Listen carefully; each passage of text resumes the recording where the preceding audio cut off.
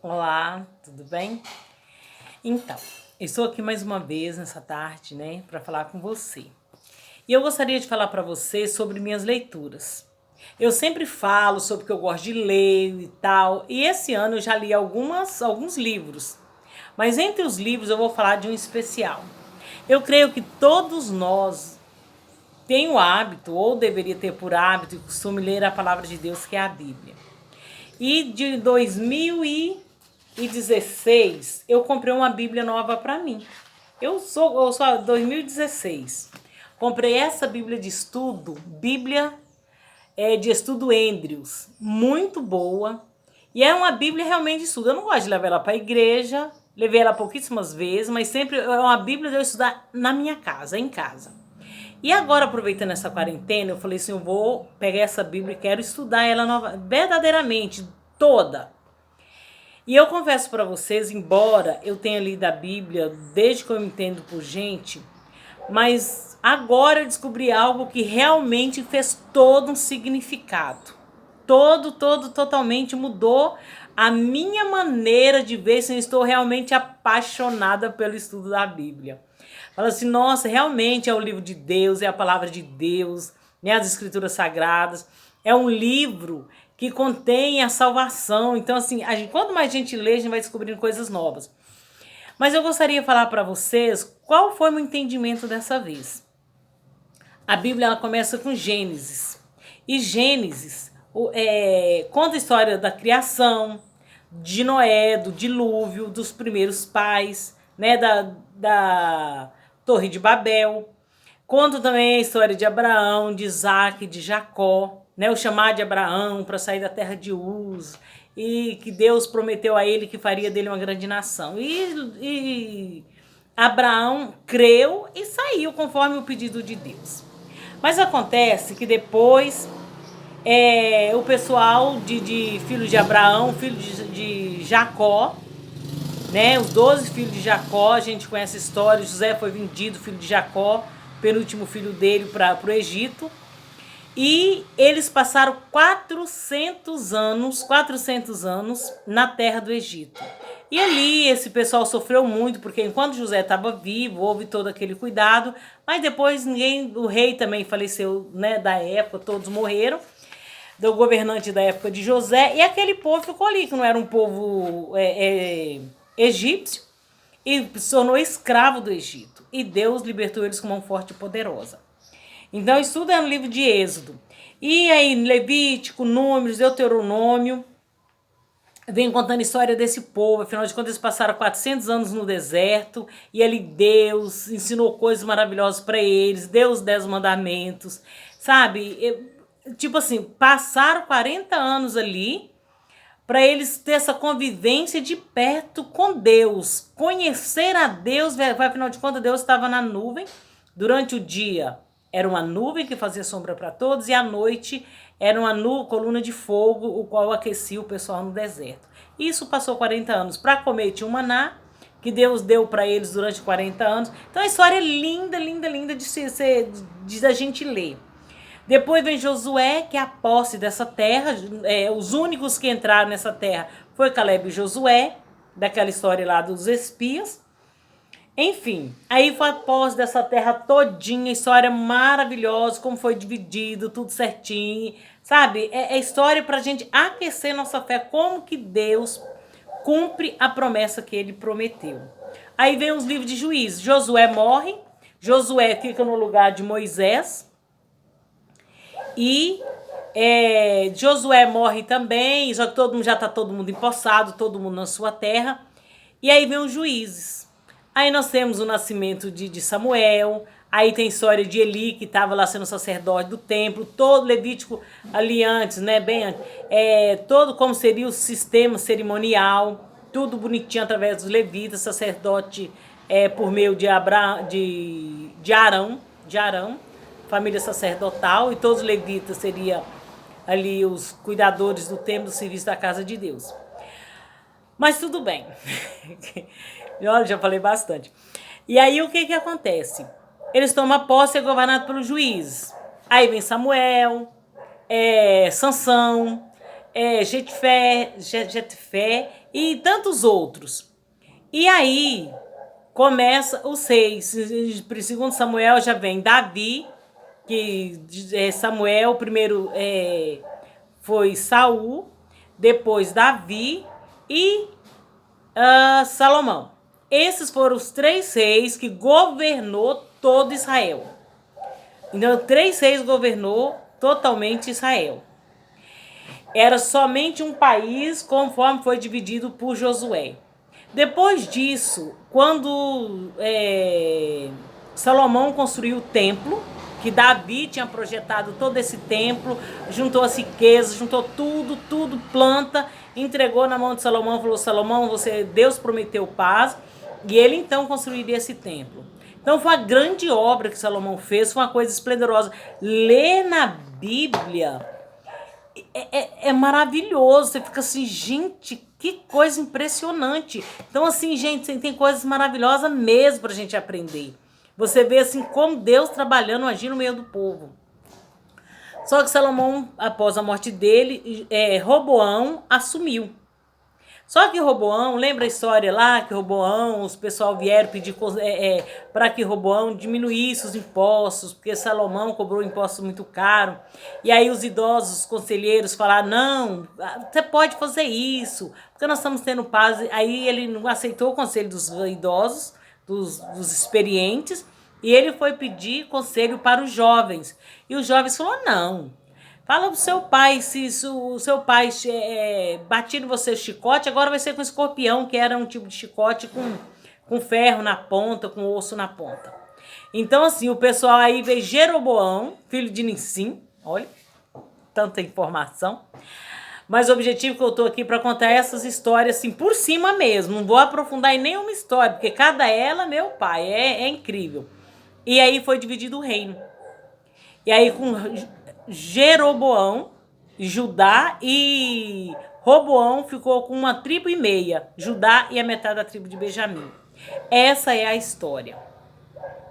E acontece que Israel teve 20 reis. Desses 20 reis, apenas um, que foi Jeú, que foi mais ou menos bom. Foi um pouco bom e depois ruim. E a história de Judá também teve 20 reis. Judá teve 4 reis bons, 4 reis mais ou menos bom, foi um tempo bom e depois outro tempo ruim, ou no início ou no final, e teve 12 reis completamente mal. Olha para vocês verem isso, Deus tendo o povo dele, assim, sendo orientado, o rei, ele fazia um trabalho de reinar, mas de acordo com a vontade de Deus. O templo era o centro daquele reinado. Não era o reinado em si, e sim o templo. Então, o que acontece? 1º e 2º Reis conta a história desses 40 reis, 20 de Israel e 20 de Judá, da maneira de acordo com da visão do reinado político. Aí vamos de novo agora para 1ª e 2ª Crônicas. 1º e 2º Samuel conta a história dos juízes. 1º e 2ª Reis conta a história da visão política do reinado. E Crônicas, 1ª e 2ª Crônica conta a história desses mesmos reis, 20 de Israel e 20 de Judá, da maneira da visão religiosa, da visão do templo. Tudo ali com o sacerdote, sumo sacerdote, como que os reis ouviram a palavra de Deus, como que, sabe, a interferência religiosa no reino e como que os reis governavam de acordo com a vontade de Deus. Aí tem 1ª e 2ª Crônicas. E depois nós temos Crônicas, tem o livro de Ruth, que conta ali a história nesse período também. E depois nós temos Esdras e Neemias. No final desse reino de Judá, que daí, por final, Israel já não existia, só ficou Judá.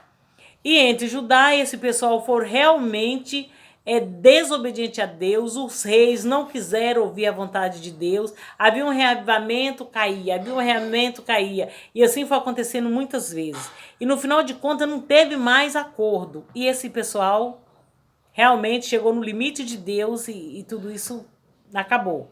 E eles foram levados cativo por Babilônia. Babilônia levou eles cativos. E lá, durante Babilônia, eles ficaram 70 anos. Olha só que interessante, 70 anos foi quando esse pessoal ficou no exílio. Depois de 70 anos, aí lá no final de 70 anos, Daniel teve aquelas visões, né? Que é toda aquela história de Daniel, linda e maravilhosa, que fala até da história de nós até hoje aqui, em pleno 2020, da estátua e tal, dos reinos. Mas acontece foi no final desses 70 anos, previu também o Messias, e eles retornam com Esdras, Neemias e Zorobabel. E eles reconstroem primeiro o templo, depois os muros, e reconstroem Jerusalém. E aí, o que é interessante? Terminou a Bíblia do Velho Testamento. Olha só que... Gente, eu achei isso tão maravilhoso. Eu não sabia dessa parte, a Bíblia cronológica. Eu descobri sozinha. Claro que o Espírito Santo me auxiliou. Mas aí tem o livro de Jó, que o livro de Jó possivelmente é Moisés que tem escrito. Todas essas outras histórias, Salmo corresponde desde Moisés até aí o exílio, possivelmente foi escrito Salmos. Por exemplo, Davi fez os Salmos. O Salmos está onde? Lá depois, né? Aí deveria ser o Salmo de Davi, Salmo de Salomão, Salmo de Moisés, outros mais, o Asaf, que foi o cantor oficial lá da igreja, do templo, ele que era responsável, o diretor de música, né? E tinha Gedutum e outros mais. Várias pessoas compuseram esses salmos lindos e maravilhosos. Aí depois nós temos Isaías, antes, né? Provérbios, Salomão. Quem escreveu? Foi Salomão. Provérbios, né? Provérbios, Eclesiastes, Cantares, foi Salomão que escreveu. Onde que Salomão viveu? E aí, onde que está o livro? Bem depois, como, né? Aí acho interessante quando a gente lê o livro de Isaías. Olha só, no primeiro de Isaías fala exatamente em que época que Isaías escreveu o livro dele. E aí a gente fala assim, nossa, eu não sabia disso. Parece assim, eu não sei você, sempre teve escrito aqui, mas eu nunca me atentei para isso. Mas quando a gente entende isso, faz toda a diferença na hora da gente estar lendo a Bíblia. Isaías 1, visão de Isaías, filho de Amós, que ele teve a respeito de Judá e Jerusalém nos dias de Uzias, Jotão, Acás e Ezequias, rei de Judá. Então, olha só, o livro está lá na frente, mas Isaías pregou e teve essas visões, o qual anunciou para esses 6, Uzias, Jotão, Acás e Ezequias. Uns ouviram a voz de Isaías, outros não ouviram. Ele foi o profeta da época. A gente vê lá no finalzinho da Bíblia, eu achei tão interessante, Zacarias e Ageu, foi na época do retorno,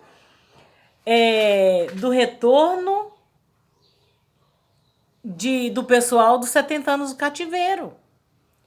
E aí, olha só, Ageu 1 diz assim, no segundo reinado do rei Dario, no 6º mês, no primeiro dia do mês, veio a palavra do Senhor por intermédio do profeta Ageu a Zorobabel, filho de Salatiel, governador de Judá, e a Josué, filho de Josadaque, o sumo sacerdote. Então, olha só, já no final, quando ele estava restaurando Jerusalém, tanto assim, informações, mas eu quero dizer assim, lembra que a gente sempre estuda que Deus teve um silêncio com o povo de Israel de 400 anos. Quando aconteceu esses 400 anos? De Esdras até aí volta quem pregando? João Batista, o reino de Deus, o arrependimento.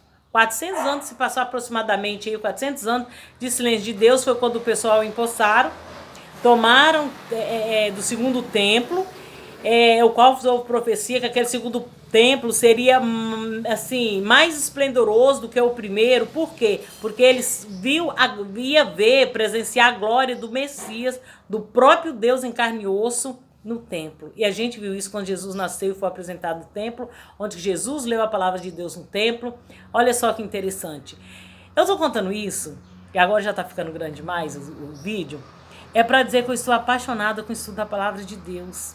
E ao descobrir isso, eu poderia ter descoberto isso há muito tempo, mas eu creio que assim como eu, muitos de vocês não sabem disso. Todos esses profetas, eles profetizaram nesse período desses 20 reis. Ou 20 reis, tanto 20 de Israel, 20 de Judá. E eles profetizaram nesse tempo. Então eu fico pensando assim, irmãos, coisas simples que fazem toda a diferença na hora de você estudar e compreender um texto. A mesma palavra de Deus que era para aquele povo é para nós hoje. É salvação, Deus quer nos salvar. Deus enviou o Cordeiro, Jesus, que está querendo salvar, e ele vai voltar de novo. Então possamos nos familiarizar com a palavra de Deus, nos preparar dia após dia, porque ele virá e não tardará. Que Deus te abençoe, que Deus te ilumine. E eu confesso que eu estou muito, mas muito feliz com o estudo da Bíblia. E com certeza eu contei muita coisa assim, tudo por cima, porque isso aqui é história que não acaba mais. Mas é maravilhoso descobrir a palavra de Deus. Um beijo, tudo de bom, um beijo no coração e fique com Deus. E vamos juntos estudar, examinar as escrituras, porque tratais ter nela a vida eterna e ela que testifica de mim.